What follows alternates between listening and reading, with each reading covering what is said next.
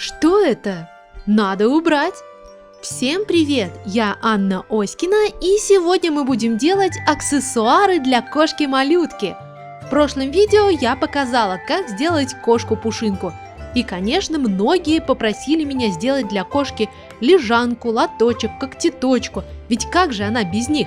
Поэтому я сделала ей корзиночку с мягкой подушечкой, милую маленькую когтеточку и даже лоточек с секретным содержимым. Ведь мы же хотим, чтобы все было правдоподобно, ну а содержимое легко удаляется малюсенькой лопаточкой. Моим куклам кошка очень понравилась, а вам? Кстати, у меня для вас крутая новость. Сегодня стартует неделя мастер-классов. На этой неделе каждый день вы увидите на моем канале новое видео. Ставь лайк, если рад этой новости и хочешь больше мастер-классов. Ну и подписывайся на канал, чтобы ничего не пропустить. Но переходим же скорее к этому мастер-классу. Для корзиночки мне понадобится песочная полимерная глина. Ну а чтобы придать корзиночке форму, нужно взять какую-нибудь баночку или вазочку. У меня это такая маленькая кругленькая вазочка. Тщательно разминаю полимерную глину и раскатываю ее в длинную колбаску. Для этого я катаю пластику по рабочей поверхности, вытягиваю. Когда пластика становится слишком длинной, я делю ее пополам и продолжаю вытягивать. Итого получается длинная нить. Таких нитей нужно много. И чтобы упростить себе задачу, можно использовать специальный инструмент. Называется экструдер. Это такой шприц, куда помещается полимерная глина, ставится насадка с маленькими круглыми дырочками, и пластика выдавливается через эту насадку. Начинают появляться маленькие червячки, и в результате мы получаем много одинаковых длинных нитей. Это очень быстро и просто. По крайней мере, быстрее, чем катать все нити по отдельности. Беру две нити и перекручиваю их между собой. Должен получиться длинный перекрученный жгутик. И таких жгутиков тоже нужно сделать довольно-таки много.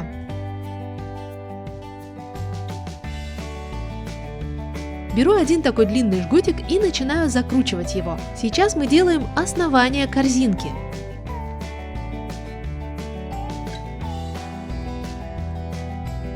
Когда я скрутила один жгутик в круг, переворачиваю в вазочку и накладываю этот круг сверху по центру вазы. Присоединяю следующий жгутик и продолжаю закручивать. Когда он кончился, отрезаю некрасивый хвостик и продолжаю закручивать уже следующий жгутик и еще, пока корзинка не станет той высоты, которой мне нужно.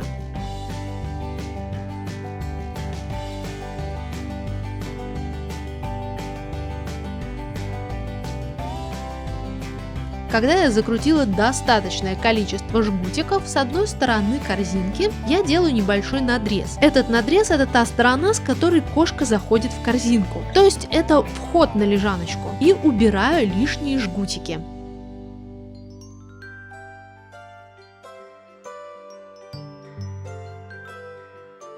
Теперь беру один длинный жгутик и оборачиваю им полностью всю корзинку. И очень аккуратно обращаю внимание на места, где я вырезала вход. Этой ниточкой я оборачиваю весь край корзинки и аккуратненько оформляю ее завершение. Посмотрите, даже не видно никаких мест стыка. Вот так должно получиться, и отправляю корзинку запекаться на 30 минут при температуре 110 градусов прямо на этой стеклянной вазочке. Со стеклом при этой температуре ничего не случится.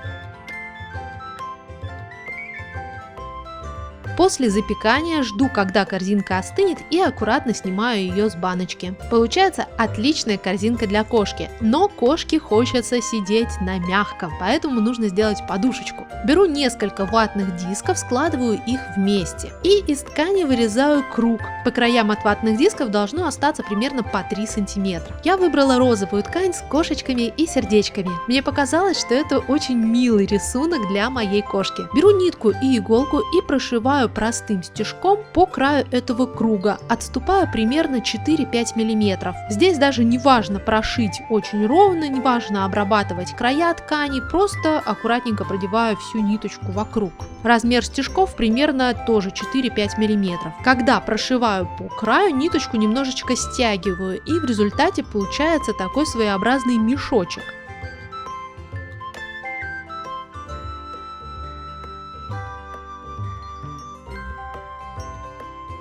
в этот мешочек, когда я стягиваю ниточку, закладываю ватные диски и еще немножечко затягиваю нитку. Затягиваю до тех пор, пока ткань не будет облегать эти ватные диски и не получится подушечка. После чего делаю узелок, отрезаю лишнюю нитку. А подушечку можно положить или вклеить в корзиночку. Смотрится очень мило. Для того, чтобы сделать когтеточку, мне понадобится маленькая деревянная палочка и плотная нитка. Эту деревянную палочку я купила в строительном магазине. Раскатываю пласт бежевого цвета толщиной примерно 3 мм и вырезаю из него квадрат, после чего квадрат запекаю.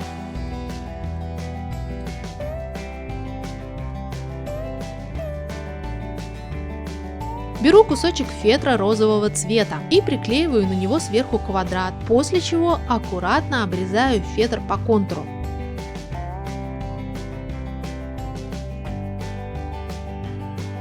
У меня получается вот такая двухсторонняя подставка. Она будто бы деревянная внизу и мягкая сверху. Я думаю, что кошке это понравится. Сверху на фетр я приклеиваю деревянную палочку. Можно приклеить на резиновый клей, либо на горячий клей.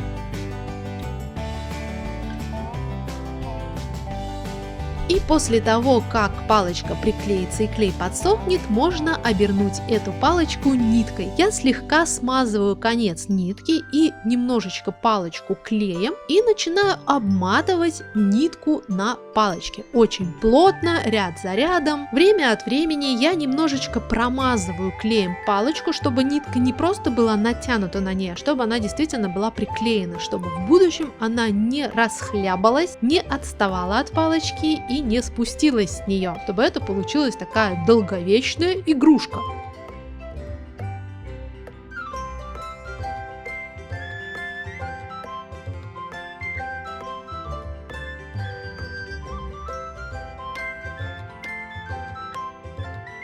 В результате я оборачиваю полностью всю палочку и сверху ниточку точно так же оборачивать продолжаю и немножечко оборачиваю верхушку. Там остается небольшое отверстие, я отрезаю лишнюю нитку и теперь нужно закрыть эту верхнюю дырку. Беру фетр точно такого же розового цвета, рисую на нем круг и аккуратненько вырезаю. После чего приклеиваю этот кружочек сверху на палочку. И у меня получается прекрасная когтеточка.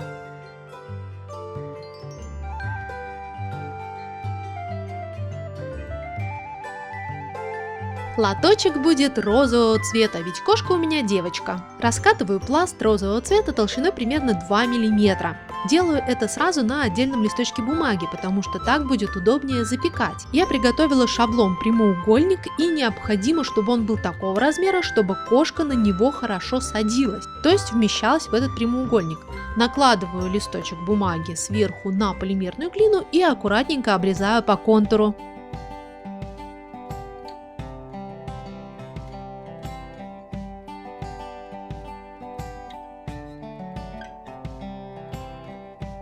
Убираю листочек бумаги и немножко подрезаю и закругляю края этого прямоугольника.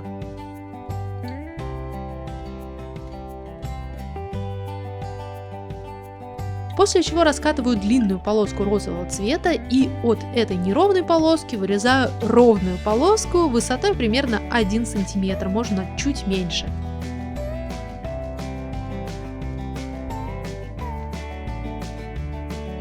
И размещаю эту полоску торцом вокруг прямоугольника основания. Это будут борты лоточка, чтобы наполнитель не просыпался. Аккуратненько присоединяю, прижимаю эти бортики и все подравниваю моделирующим инструментом. После чего лоточек отправляю запекаться.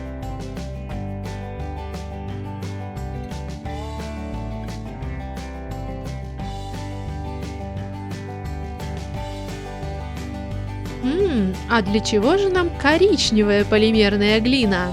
Да, вы правильно поняли, у лоточка будет секретное содержимое. Катаю маленькие какашечки и придаю им фактуру зубной щеткой. Пусть у нас все будет реалистично. И отправляю их следом за лоточком запекаться. Но ведь их нужно будет чем-то убирать, поэтому нужно сделать еще и лопаточку. Я беру старую рукоятку от кисточки, она округлая и из нее удобно будет делать лопаточку. Накладываю на рукоятку кусочек полимерной глины толщиной примерно 1 мм и прямо на рукоятке вырезаю форму лопаточки. Посмотрите, как я это делаю, и повторите. Это очень удобный способ делать такие лопаточки. Если у вас нет такой рукоятки, то можно использовать какие-нибудь старые карандаши, либо какие-то другие деревянные палочки или рукоятки. И прямо на рукоятке отправляю лопаточку запекаться.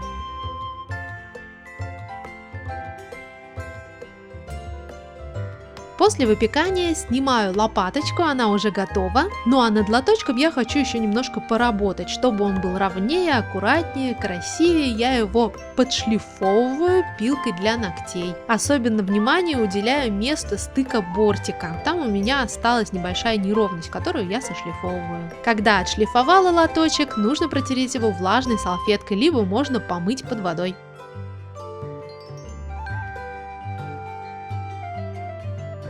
Ну и после шлифовки покрываю лоточек лаком, чтобы он был глянцевый и нравился кошке. Когда лак высохнет, лоточек будет полностью готов.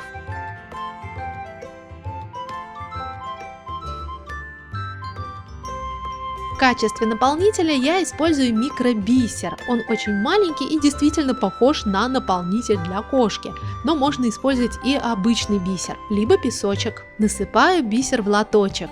Итак, кошечка идет в свой туалет, а когда она уходит, остается секретное содержимое, которое очень удобно удаляется нашей лопаточкой. По-моему, получилось очень реалистично и действительно прикольно. Итак, теперь с кошкой играть намного интереснее, ведь у нее столько всего нового появилось. Это и лежаночка, и когтеточка, и даже лоточек. Лоточек, если честно, мне больше всего понравился, и играть с ним интереснее всего. А вы как думаете? Напишите мне, пожалуйста, в комментариях, продолжать ли мне тему аксессуаров для кошки и продолжать ли мне эту идею с питомцами. Под прошлым видео я видела ваши комментарии, вы просили сделать еще других питомцев, и мне эта идея на самом деле нравится. Мне кажется, что можно придумать много всего интересного, поэтому жду ваших комментариев под этим видео. Ну а новое видео уже будет завтра. Ставьте лайки, если вам понравился этот мастер-класс и эти аксессуары для кошек. Мне было очень интересно их делать. И надеюсь, и вам интересно было смотреть. Подписывайтесь на канал и нажимайте на колокольчик, чтобы не пропустить новые видео, ведь их будет теперь больше. Желаю вам всем творческих успехов, вдохновения и самого прекрасного настроения. До новой встречи!